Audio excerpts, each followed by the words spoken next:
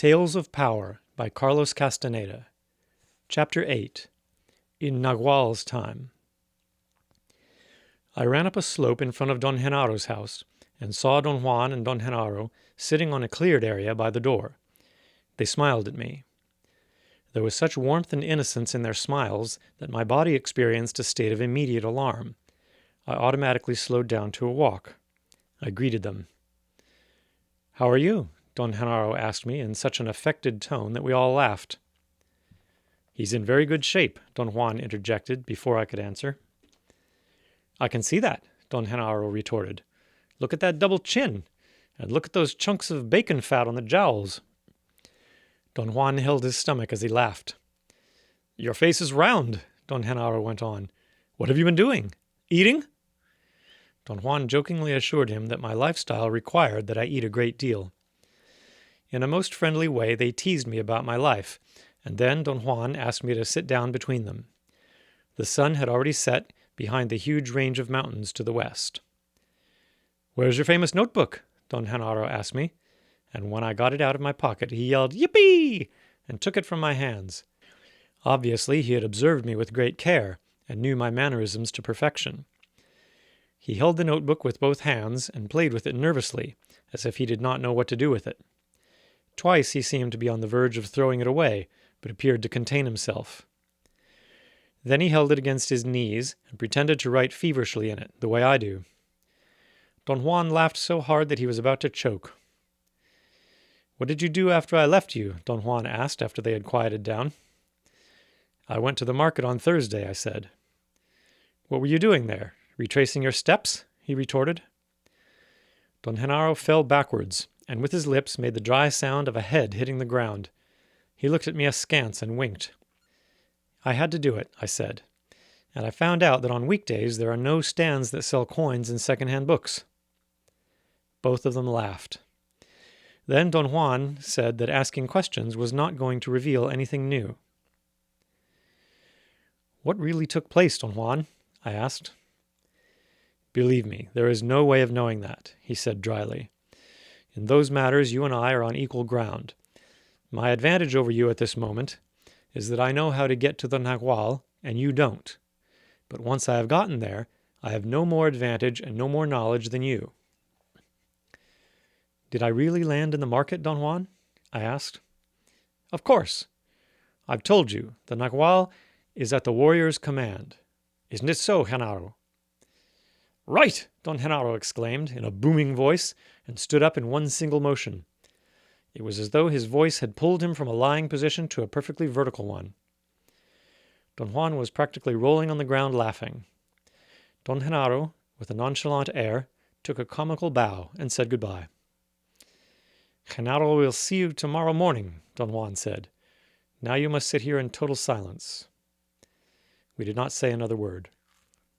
After hours of silence, I fell asleep. I looked at my watch. It was almost 6 a.m.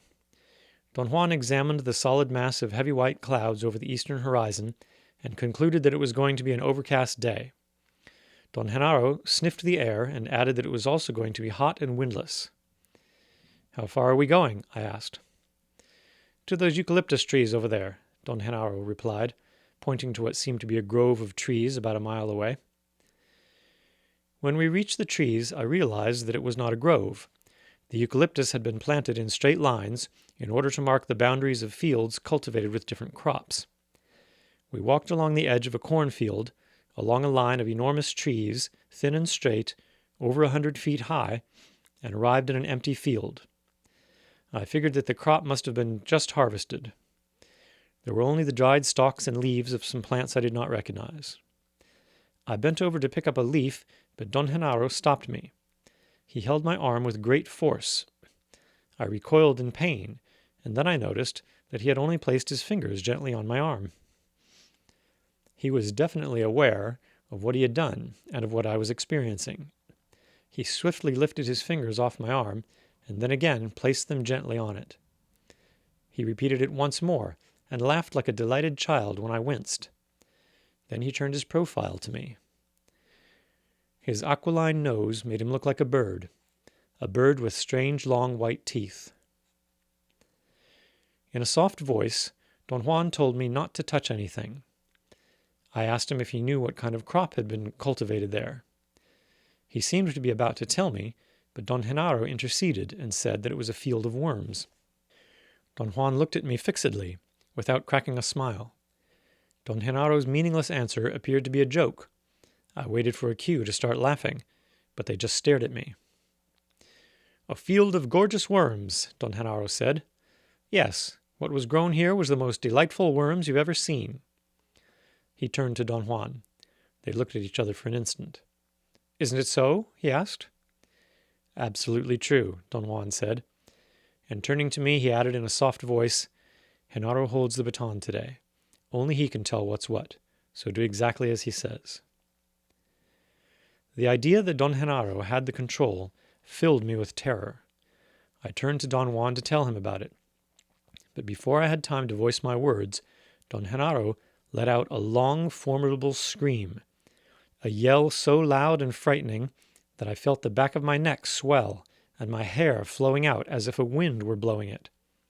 I had an instant of complete disassociation and would have remained glued to the spot had it not been for Don Juan, who with incredible speed and control turned my body around so my eyes could witness an inconceivable feat. Don Genaro was standing horizontally, about 100 feet above the ground, on the trunk of a eucalyptus tree, which was perhaps 50 yards away. That is, he was standing with his legs 3 feet apart, perpendicular to the tree. It was as if he had hooks on his shoes, and with them was capable of defying gravity. His arms were crossed over his chest, and his back was turned to me. I stared at him. I did not want to blink for fear of losing sight of him. I made a quick judgment and concluded that if I could maintain him within my field of vision, I might detect a clue, a movement, a gesture, or anything that would help me understand what was taking place. I felt Don Juan's head next to my right ear, and I heard him whisper that any attempt to explain was useless and idiotic. I heard him repeat, "Push your belly down, down." It was a technique he had taught me years before to use in moments of great danger, fear, or stress. It consisted of pushing the diaphragm down while taking 4 sharp gasps of air through the mouth, followed by 4 deep inhalations and exhalations through the nose. He had explained that the gasps of air had to be felt as jolts in the middle part of the body, and that keeping the hands tightly clasped, covering the navel, gave strength to the midsection and helped to control the gasps and the deep inhalations, which had to be held for a count of 8 as one pressed the diaphragm down. The exhalations were done twice through the nose and twice through the mouth in a slow or accelerated fashion depending on one's preference. I automatically obeyed Don Juan. I did not dare, however, to take my eyes away from Don Genaro. As I kept on breathing, my body relaxed, and I was aware that Don Juan was twisting my legs. Apparently, when he had turned me around, my right foot had caught in a clump of dirt, and my leg was uncomfortably bent. When he straightened me out, I realized that the shock of seeing Don Genaro standing on the trunk of a tree had made me oblivious to my discomfort. Don Juan whispered in my ear that I should not stare at Don Genaro. I heard him say, "Blink, blink." For a moment I felt reluctant. Don Juan commanded me again. I was convinced that the whole affair was somehow linked to me as the onlooker, and if I, as the sole witness of Don Genaro's deed, had stopped looking at him, he would have fallen to the ground, or perhaps the whole scene would have vanished. After an excruciatingly long period of immobility, Don Genaro swiveled on his heels, 45 degrees to his right, and began to walk up the trunk. His body shivered. I saw him take one small step after another until he had taken 8. He even circumvented a branch. Then, with his arms still crossed over his chest, he sat down on the trunk with his back to me. His legs dangled as if he were sitting on a chair, as if gravity had no effect on him. He then sort of walked on his seat downwards. He reached a branch that was parallel to his body and leaned on it with his left arm and his head for a few seconds. He He seemed to be leaning more for dramatic effect than for support. He then kept on moving on his seat, inching his way from the trunk onto the branch, until he had changed his position and was sitting as one might normally sit on a branch. Don Juan giggled. I had a horrible taste in my mouth. I wanted to turn round and face Don Juan, who was slightly behind me to my right, but I did not dare miss any of Don Genaro's actions. He dangled his feet for a while, then crossed them and swung them gently, and finally he slipped upwards back onto the trunk. Don Juan took my head gently in both hands and twisted my neck to the left until my line of vision was parallel to the tree rather than perpendicular to it. Looking at Don Genaro from that angle, he did not appear to be defying gravity. He was simply sitting on the trunk of a tree. I noticed then that if I stared and did not blink, the background became vague and diffuse, and the clarity of Don Genaro's body became more intense. His shape became dominant, as if nothing else existed. Don Genaro swiftly slid downward, back onto the branch. He sat dangling his feet like on a trapeze. Looking at him from a twisted perspective made both positions, especially sitting on the tree trunk, seem feasible. Don Juan shifted my head to the right until it was resting on my shoulder. Don Genaro's position on the branch seemed perfectly normal. But when he moved onto the trunk again, I could not make the necessary perceptual adjustment, and I saw him as if he were upside down, with his head towards the ground. Don Genaro moved back and forth various times, and Don Juan shifted my head from side to side every time Don Genaro moved. The result of their manipulations was that I completely lost track of my normal perspective, and without it, Don Genaro's actions were not as awesome. Don Genaro remained on the branch for a long time. Don Juan straightened my neck and whispered that Don Genaro was about to descend. I heard him whisper in an imperative tone, "Press down, down." I was in the middle of a fast exhalation when Don Genaro's body seemed to be transfixed by some sort of tension. It glowed, became lax, swung backwards, and hung by the knees for a moment. His legs seemed to be so flaccid that they could not stay bent, and he fell to the ground. At the moment he began his downward fall, I also had the sensation of falling through endless space. My whole body experienced a painful and at the same time extremely pleasurable anguish, an anguish of such intensity and duration that my legs could no longer support the weight of my body, and I fell down on the soft dirt. I could barely move my arms to buffer my fall. I was breathing so heavily that the soft dirt got into my nostrils and made them itch. I tried to get up. My muscles seemed to have lost their strength. Don Juan and Don Genaro came and stood over me. I heard their voices as if they were quite a distance from me, and yet I felt them pulling me. They must have lifted me up, each holding one of my arms and one of my legs, and carried me over a short distance. I was perfectly aware of the uncomfortable position of my neck and head, which hung limp. My eyes were open. I could see the ground and tufts of weeds passing under me. Finally, I had a cold seizure. Water entered into my mouth and nose and made me cough. My arms and legs moved frantically. I began to swim, but the water was not deep enough, and I found myself standing up in the shallow river where they had dumped me. Don Juan and Don Genaro laughed themselves silly. Don Juan rolled up his pants and came over closer to me. He looked me in the eye and said that I was not complete yet, and pushed me gently back into the water. My body did not offer any resistance. I did not want to be dunked again, but there was no way of connecting my volition to my muscles, and I crumbled backwards. The coldness was even more intense.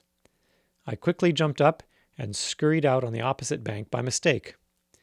Don Juan and Don Genaro yelled and whistled and threw rocks into the bushes ahead of me, as though they were corralling a steer that was running astray. I crossed back over the river and sat on a rock next to them. Don Genaro handed me my clothes, and then I noticed that I was naked, although I could not remember when or how I got my clothes off. I was dripping wet and did not want to put them on right away. Don Juan turned to Don Genaro and in a booming tone said, "For heaven's sake, give the man a towel!" It took me a couple of seconds to realize the absurdity. I felt very good. In fact, I was so happy that I did not want to talk. I had the certainty, however, that if I showed my euphoria, they would have dumped me into the water again. Don Genaro watched me. His eyes had the glint of a wild animal's. They pierced through me. "Good for you," Don Juan said to me all of a sudden. "You're contained now. But down by the eucalyptus trees, you indulged like a son of a bitch." I wanted to laugh hysterically. Don Juan's words seemed so utterly funny that I had to make a supreme effort to contain myself. And then some part of me flashed a command. An uncontrollable itching in the midsection of my body made me take off my clothes and plunge back into the water. I stayed in the river for about 5 minutes. The coldness restored my sense of sobriety. When I got out, I was myself again. "Good show," Don Juan said, tapping me on the shoulder. They led me back to the eucalyptus trees. As we walked, Don Juan explained that my tonal had been dangerously vulnerable, and that the incongruity of Don Genaro's acts seemed to be too much for it. He said that they had decided not to tamper with it any more and go back to Don Genaro's house. But the fact that I knew I had to plunge myself into the river again had changed everything. He did not say, however, what they intended to do. We stood in the middle of the field, on the same spot we had been before. Don Juan was to my right and Don Genaro to my left. They both stood with their muscles tensed, in a state of alertness. They maintained that tenseness for about 10 minutes. I shifted my eyes from one to the other. I thought that Don Juan would cue me on what to do. I was right.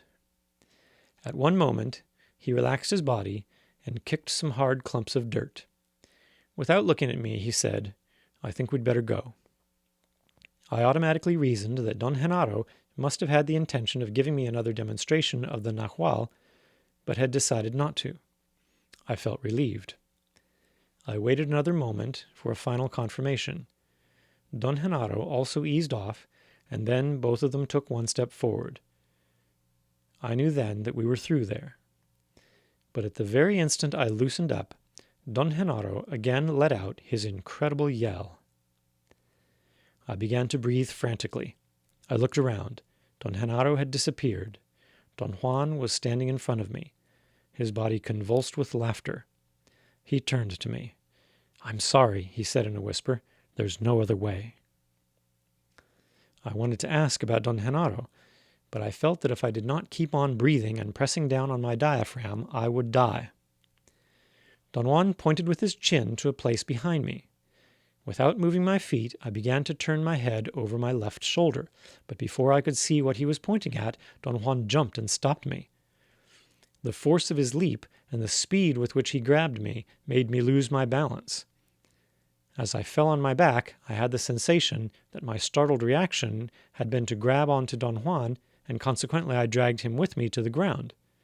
But when I looked up, the impressions of my tactile and visual senses were in total disaccord. I saw Don Juan standing over me laughing, while my body felt the unmistakable weight and pressure of another body on top of me, almost pinning me down. Don Juan extended his hand and helped me get up. My bodily sensation was that he was lifting 2 bodies. He smiled knowingly and whispered that one should never turn to one's left when facing the Nagual. He said that the Nagual was deadly, and there was no need to make the risks more dangerous than they already were. He then gently turned me around and made me face an enormous eucalyptus tree. It was perhaps the oldest tree around. Its trunk was nearly twice as thick as any of the others. He pointed with his eyes to the top. Don Genaro was perched on a branch. He was facing me. I could see his eyes like 2 huge mirrors reflecting light. I did not want to look but Don Juan insisted that I should not move my eyes away.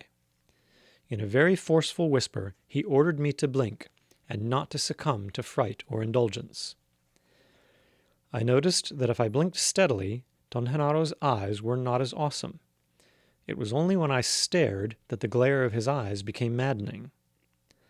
He squatted on the branch for a long time. Then, without moving his body at all, he jumped to the ground and landed, in the same squatting position, a couple of yards from where I was. I witnessed the complete sequence of his jump, and I knew that I had perceived more than my eyes had allowed me to catch. Don Genaro had not really jumped. Something had pushed him as if from behind, and had made him glide on a parabolic course. The branch where he had been perched was possibly 100 feet high, and the tree was located about 150 feet away from me. Thus, his body had to trace a parabola to land where it did. But the force needed to cover that distance was not the product of Don Genaro's muscles. His body was blown away from the branch to the ground. At one point, I was able to see the soles of his shoes and his rear as his body described the parabola. Then he landed gently, although his weight crumbled the hard clumps of dried dirt and even raised a bit of dust. Don Juan giggled behind me. Don Genaro stood up as if nothing had happened and tugged the sleeve of my shirt to give me a signal that we were leaving. No one spoke on the way to Don Genaro's house. I felt lucid and composed. A couple of times Don Juan stopped and examined my eyes by staring into them. He seemed satisfied. As soon as we arrived, Don Genaro went behind the house. It was still early in the morning. Don Juan sat on the floor by the door and pointed to a place for me to sit. I was exhausted. I lay down and went out like a light. I woke up when Don Juan shook me. I tried to look at the time. My watch was missing. Don Juan pulled it from his shirt pocket and handed it to me. It was around 1:00 p.m. I looked up and our eyes met. "No, there's no explanation," he said, turning away from me. "The Nagual is only for witnessing." I went around the house looking for Don Genaro. He was not there. I came back to the front. Don Juan had made me something to eat. After I had finished eating, he began to talk. "When one is dealing with the Nagual, one should never look into it directly," he said. "You were peering at it this morning, and therefore you were sapped. The only way to look at the Nagual is as if it were a common affair. One must blink in order to break the fixation. Our eyes are the eyes of the tonal, or perhaps it would be more accurate to say that our eyes have been trained by the tonal. Therefore, the tonal claims them. One of the sources of your bafflement and discomfort is that your tonal doesn't let go of your eyes. The day it does, your Nagual will have won a great battle. Your obsession, or better yet, everyone's obsession, is to arrange the world according to the tonal's rules. So every time we are confronted with a Nagual, we go out of our way to make our eyes stiff and intransigent. I must appeal to the part of your tonal which understands this dilemma, and you must make an effort to free your eyes. The point is to convince the tonal that there are other worlds that can pass in front of the same windows. The Nagual showed you that this morning. So let your eyes be free. Let them be true windows. The eyes can be the windows to peer into boredom or to peek into that infinity." Don Juan made a sweeping arc with his left arm to point all around us. There was a glint in his eyes, and his smile was at once frightening and disarming. "How can I do that?" I asked. "I say that it is a very simple matter. Perhaps I say it is simple because I've been doing it for so long. All you have to do is to set up your intent as a customs house. Whenever you are in the world of the tonal, you should be an impeccable tonal. No time for irrational crap. But whenever you are in the world of the Nagual, you should also be impeccable. No time for rational crap. For the warrior, intent is the gate in between. It closes completely behind him when he goes either way. Another thing one should do when facing the Nagual is to shift the line of the eyes from time to time in order to break the spell of the Nagual. Changing the position of the eyes always eases the burden of the tonal. This morning I noticed that you were extremely vulnerable. I had changed the position of your head. If you're in a pinch like that, you should be able to shift by yourself. The shifting should be done only as a relief, though, not as another way of palisading yourself to safeguard the order of the tonal. My bet would be that you would strive to use this technique to hide the rationality of your tonal behind it, and thus believe that you're saving it from extinction. The flaw of your reasoning is that nobody wants or seeks the extinction of the tonal's rationality. That fear is ill-founded. There is nothing else I can tell you, except that you must follow every movement that Henaro makes, without draining yourself. You are testing now whether or not your tonal is crammed with non-essentials. If there are too many unnecessary items on your island, you won't be able to sustain the encounter with the Nagual. What would happen to me? You may die. No one is capable of surviving a deliberate encounter with a Nagual without a long training. It takes years to prepare the tonal for such an encounter. Ordinarily, if an average man comes face to face with a Nagual, the shock would be so great that he would die. The goal of a warrior's training, then, is not to teach him to hex or to charm, but to prepare his tonal not to crap out. A most difficult accomplishment. A warrior must be taught to be impeccable and thoroughly empty before he could even conceive witnessing the Nagual. In your case, for instance, you have to stop calculating. What you were doing this morning was absurd. You call it explaining. I call it a sterile and boring insistence of the tonal to have everything under its control. Whenever it doesn't succeed, there is a moment of bafflement, and then the tonal opens itself to death. What a prick! It would rather kill itself than relinquish control. And yet there is very little we can do to change that condition. How did you change it yourself, Don Juan? The island of the tonal has to be swept clean and maintained clean. That's the only alternative that a warrior has. A clean island offers no resistance. It is as if there were nothing there. He went around the house and sat down on a big smooth rock. From there one could look into a deep ravine. He signaled me to sit down next to him. "Can you tell me, Don Juan, what else we are going to do today?" I asked. "We aren't going to do anything. That is, you and I will only be the witnesses. Your benefactor is Henaro." I thought I had misunderstood him in my eagerness to take notes. At the beginning stages of my apprenticeship, Don Juan himself had introduced the term benefactor. My impression had always been that he himself was my benefactor. Don Juan had stopped talking and was staring at me. I made a quick assessment, and my conclusion was that he must have meant that Don Henaro was something like the star performer on that occasion. Don Juan giggled, as if he were reading my thoughts. "Henaro is your benefactor," he repeated. "But you are, aren't you?" I asked in a frantic tone. "I'm the one who helped you sweep the island of the tonal," he said. "Henaro has 2 apprentices, Pablito and Nestor.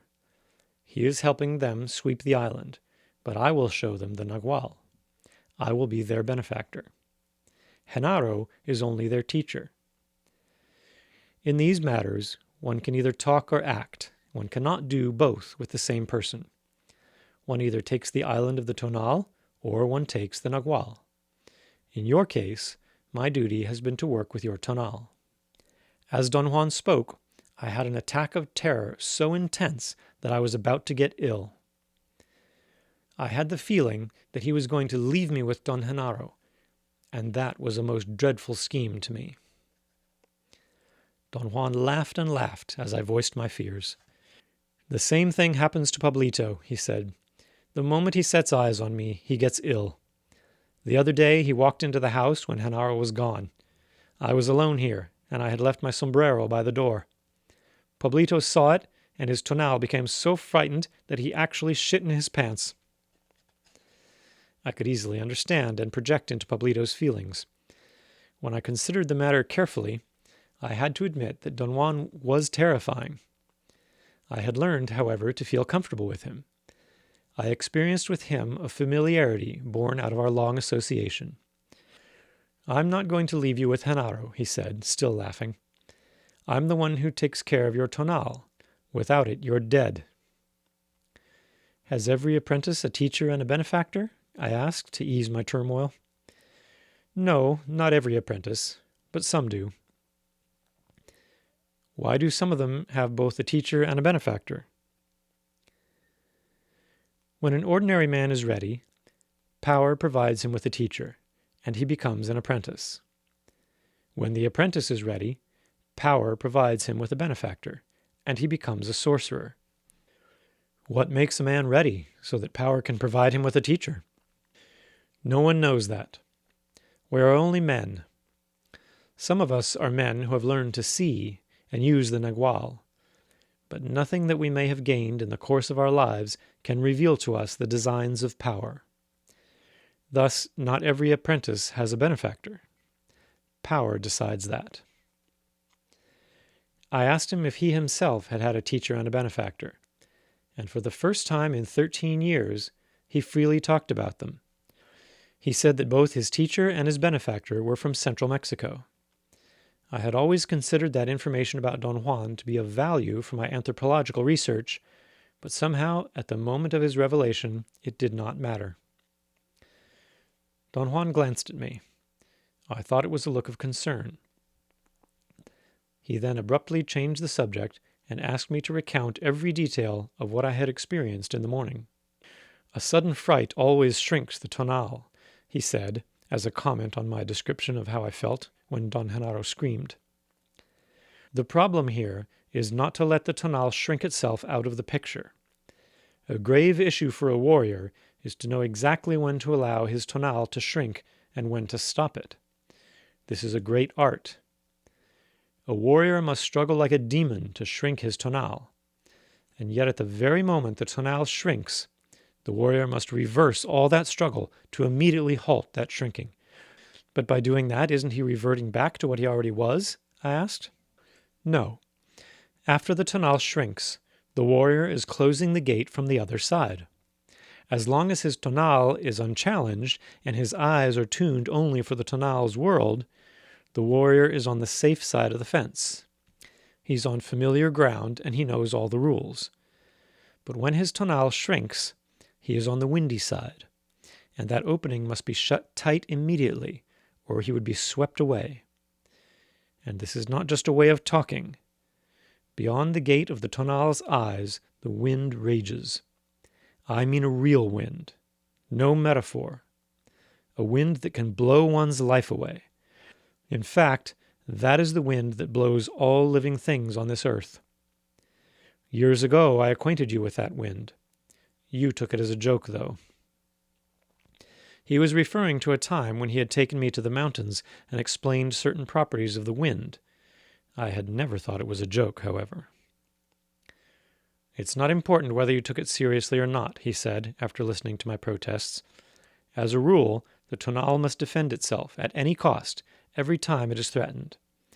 So it is of no real consequence how the tonal reacts in order to accomplish its defense. The only important matter is that the tonal of a warrior must become acquainted with other alternatives. What a teacher aims for in this case is the total weight of those possibilities. It is the weight of those new possibilities which helps to shrink the tonal. By the same token, it is the same weight which helps stop the tonal from shrinking out of the picture." He signaled me to proceed with my narrative of the events of the morning, and he interrupted me when I came to the part where Don Genaro slid back and forth from the tree trunk to the branch. "The Nagual can perform extraordinary things," he said, "things that do not seem possible, things that are unthinkable for the tonal. But the extraordinary thing is that the performer has no way of knowing how those things happen. In other words, Henaro doesn't know how he does those things. He only knows that he does them. The secret of a sorcerer is that he knows how to get to the Nagual. But once he gets there, your guess is as good as his as to what takes place. But what does one feel while doing those things? One feels like one is doing something. Would Don Genaro feel like he's walking up the trunk of a tree? Don Juan looked at me for a moment, then he turned his head away. No, he said in a forceful whisper, not in the way you mean it. He did not say anything else. I was practically holding my breath, waiting for his explanation. Finally, I had to ask, but what does he feel? I can't say, not because it is a personal matter, but because there is no way of describing it. Come on, I coaxed him. There's nothing that one can't explain or elucidate with words. I believe that even if it's not possible to describe something directly, one can allude to it, beat around the bush. Don Juan laughed. His laughter was friendly and kind, and yet there was a touch of mockery and sheer mischievousness in it. I have to change the subject, he said. Suffice it to say that the Nagual was aimed at you this morning. Whatever Genaro did was a mixture of you and him. His Nagual was tempered by your tonal. I insisted on probing, and asked him, when you're showing the Nagual to Pablito, what do you feel? I can't explain that, he said in a soft voice, and not because I don't want to, but simply because I can't. My tonal stops there. I did not want to press him any further. We remained silent for a while. Then he began to talk again. Let's say that a warrior learns to tune his will, to direct it to a pinpoint, to focus it wherever he wants. It is as if his will, which comes from the midsection of his body, is one single luminous fiber, a fiber that he can direct at any conceivable place. That fiber is the road to the Nagual. Or I could also say that the warrior sinks into the Nagual through that single fiber. Once he has sunk, the expression of the Nagual is a matter of his personal temperament. If the warrior is funny, the Nagual is funny. If the warrior is morbid, the Nagual is morbid. If the warrior is mean, the Nagual is mean. Genaro always cracks me up because he's one of the most delightful creatures alive. I never know what he's going to come up with. That, to me, is the ultimate essence of sorcery. Genaro is such a fluid warrior that the slightest focusing of his will makes his Nagual act in incredible ways. Did you yourself observe what Don Genaro was doing in the trees? I asked. No, I just knew, because I saw, that the Nagual was in the trees. The rest of the show was for you alone. Do you mean, Don Juan, that, like the time when you pushed me and I ended up in the market, you were not with me? It was something like that. When one meets the Nagual face to face, one always has to be alone. I was around only to protect your tonal. That is my charge. Don Juan said that my tonal was nearly blasted to pieces when Don Genaro descended from the tree. Not so much because of any inherent quality of danger in the Nagual, but because my tonal indulged in its bewilderment. He said that one of the aims of the warrior's training was to cut the bewilderment of the tonal until the warrior was so fluid that he could admit everything without admitting anything. When I described Don Genaro's leap up to the tree and his leap down from it, Don Juan said that the yell of a warrior was one of the most important issues of sorcery, and that Don Genaro was capable of focusing on his yell, using it as a vehicle. You are right, he said. Genaro was pulled partly by his yell and partly by the tree. That was true seeing on your part. That was a true picture of the Nagual. Genaro's will was focused on the yell, and his personal touch made the tree pull the Nagual. The lines went both ways, from Genaro to the tree and from the tree to Genaro. What you should have seen when Genaro jumped from the tree was that he was focusing on a spot in front of you, and then the tree pushed him. But it only seemed to be a push. In essence, it was more like being released by the tree. The tree released the Nagual, and the Nagual came back to the world of the tonal on the spot he focused on. The second time that Genaro came down from the tree, your tonal was not so bewildered. You were not indulging so hard, and therefore you are not as sapped as you were the first time. Around 4 in the afternoon, Don Juan stopped our conversation. "We are going back to the eucalyptus trees," he said. "The Nagual is waiting for us there." "Aren't we risking being seen by people?" I asked. "No. The Nagual will keep everything suspended," he said.